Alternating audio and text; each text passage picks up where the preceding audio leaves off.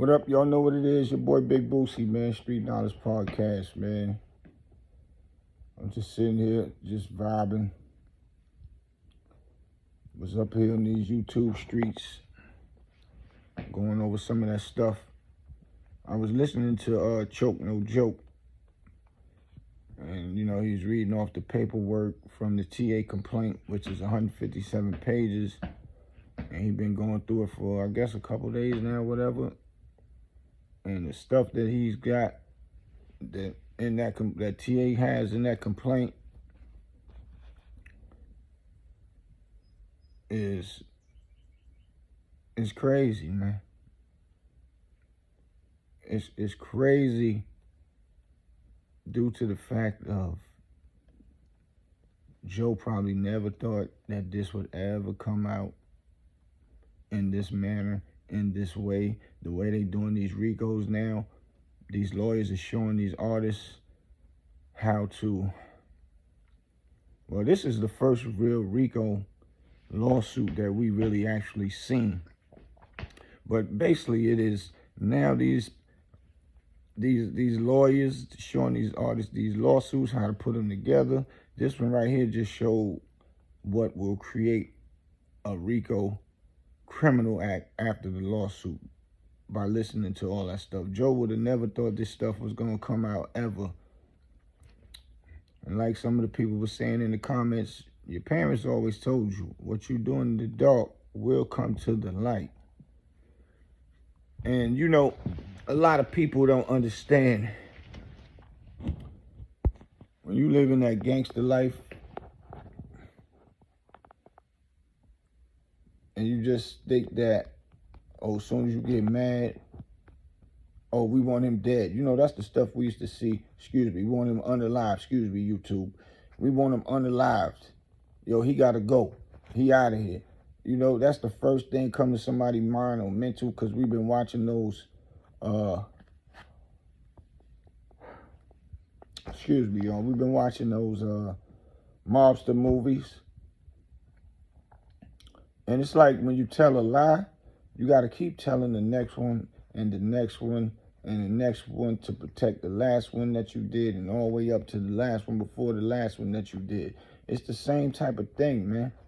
If you base your life off every day of putting people down, unaliving them, then now you got to worry about the other person might be telling or talking because he know about it. Now you're going to want to unalive him or her, or somebody know about that one, and then it turns to become a pattern. In the matter of time, you ain't even understanding, you turning yourself into a serial killer. Not only that, you just think that that's gangster. That's where a lot of our mentals was at growing up.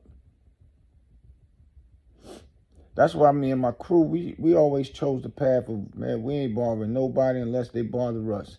If somebody do something wrong in the crew, we could just cut you off, man. Go ahead about your business, man.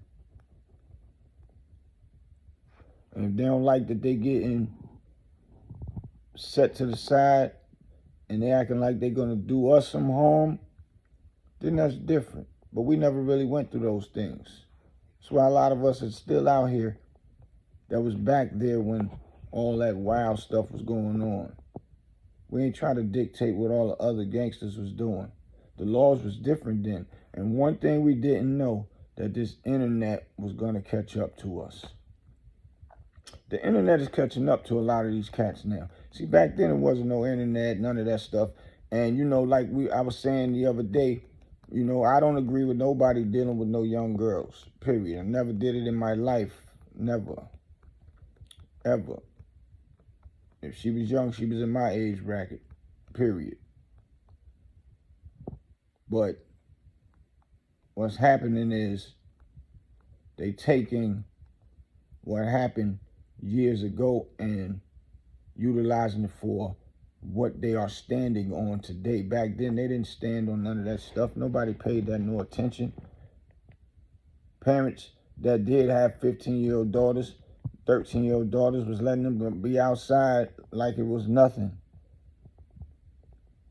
I couldn't stand to see my 13-year-old being outside nowhere, late night, somewhere just chilling, clubbing and all that. No. You're going to be home learning morals and getting ready for the next day. And, morals and principles of growing up, not being outside, doing what you want to do. But, back then, and I ain't making no excuses for it, because I say, but back then, New York was so fast paced and the girls was acting way older than their age. And we were too. We were older mentally than the average 16-year-old. My baby boy, he's 16 years old now. Look at him like what we was doing at 16. I could never imagine him. No, brother, you staying in sports, uh, uh, in the books, and thinking about working, and and still he get a little leniency. Uh, his moms let him do certain things, but she don't. It ain't like he's just freelancing all over the place with it. It's still an objective to it. It's still a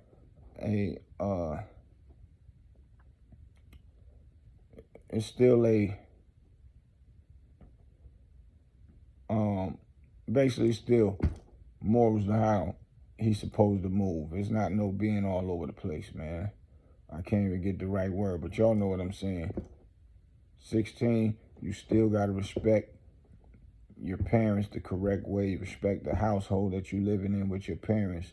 Respect that be at a certain time and not being thinking you're going somewhere when you just want to go. You let your parents know where you're going. That's just for safety reasons, because all this crazy mess that's going on out here. It's not because they don't trust he gonna make the right decisions. It's just so we would know. And that's how it's supposed to be. Back then, ain't nobody know where their kids was at until they got back from wherever they got back from, man. And cell phones wasn't popping like that. And some people didn't even have house phones. They had to come outside to go downstairs and use the payphone. That's how serious that was back then. And so, all of that is catching up with people of today. And they're making it look like what's going on today was respected the same way back then. And it wasn't. And nobody paid it no attention. These girls used to walk up on these corners and holler at the average big dog, who's the big dog, and be outside talking to them, and all the other niggas drooling over her and all that too. Like, damn, shorty bad. Oh, this, that. And still not knowing the age. And a lot of girls are still doing it now and getting these fake IDs. And back then, New York was the king of fake IDs from 42nd Street. So this thing right now with Fat Joe is looking crazy wild. All because he didn't pay the young boy. And, allegedly. Let me say that, because I don't know. But I always tell people, if you don't feed the wolves, they're going to eat you. They're going to come. They're going to do something to you. This right here is like nail in the coffin without even having to put a person in a coffin. The way this is going. And always look out for your people, man. Anybody that's around you and looking out for you, you don't take advantage of that. You don't look down on them because you're the older person that you could put them, or you can have their mental in a place where you could kind of control the situation of what y'all got going on. You got to have some compassion in your heart that you want them to shine just like you shining. I do not want to believe that Joe getting all this money and all the bragging he been doing. It's all over the internet, so the bragging how he get money. He was talking crazy about how Dame Dash was this and that with Jay-Z. And, mentioning, I ain't saying none of this because Dame my boy and nothing. I'm just going off of what I see. And, because he with Rock Nation. So he felt to get in that. What else? A few other things as far as how he gets money and other people don't know how to get money and stuff like that. So if you're doing that, bro, I can't imagine you not looking out for a brother that wrote for you, that was living with you. Because even if a brother living with me, I can't still look at it like I don't really gotta give him nothing because he's staying with me and nothing. No, he's staying with me to hold himself down, get some money, and stack his bread up, and then he could go and get his own spot and get him a nice little car, something to ride in. They saying TA don't even have a car, man. Is that true? Anybody in the comments, man, let me know if that's true or not, because this right here is getting deep. It's almost sad. It's almost sad the way I keep hearing about how the TA dude was mistreated, man. I can't imagine. I wouldn't be around nobody playing with me like that. But now if I did write a song and it made millions of dollars and I don't get nothing, not even 20,000, 30,000, 50,000, at least 50,000, ain't no telling what I might want to do to a person. Like, nah, it's like you robbing me, bro. Nah, you're not doing that. You want to let me get mines. And it looked like whatever happened with TA, it just, he couldn't take no more, man. He had to come out of that corner. And that's what it looked like. And this is crazy, because it's all about money that you could have just gave this guy, man. No telling what would have happened if he would have been in position getting money as well. He probably could have went somewhere else and made more money and been like, yo, I got to bring my brother in, man. He the reason why I'm getting this money. That's the reasons why bosses supposed to put other bosses in position. Or should I say bosses supposed to put their soldiers in position to become bosses so that they can branch out and go somewhere else and connect and make other markets and other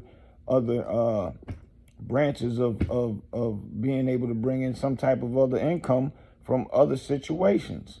This is why you want everybody to eat, because everybody have their own thought process and can figure out other things where you're not thinking of what you're not thinking of making some money in a whole other way. You can't look at them like, man, they did my soldiers. I'm gonna deal with other people and get money. So you help other people make money and use your brains to add on to other people getting money. And they probably will be pulling you into the situation as well. But you still don't make sure that your people not get no money. That's a dangerous situation. That's never good. It's never good, and it's not right, and it's not fair. And, you know, to a person that do that, not saying Fat Joe do it because we don't know yet, these are allegations, but to a person that do that, that means you are a selfish person. You only for self. Now, all this stuff in this paperwork talking about who he was trying to hit up, people that didn't even know it. Now, I know their eyes is open, and I know I'm wondering how Joe's sleeping at night now, or feeling about the situation, or is calling these people saying that's fake, that ain't true. We haven't heard Fat Joe speak out yet. I didn't. If y'all did, put it on the comment. Tell me where to go look, because I want to see if he defending. Man, I was giving TA this. I was doing this. According to TA, it was saying TA was getting 3,000. First said 300, then it said 3,000.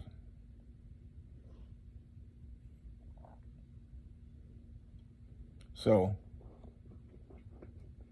I don't know.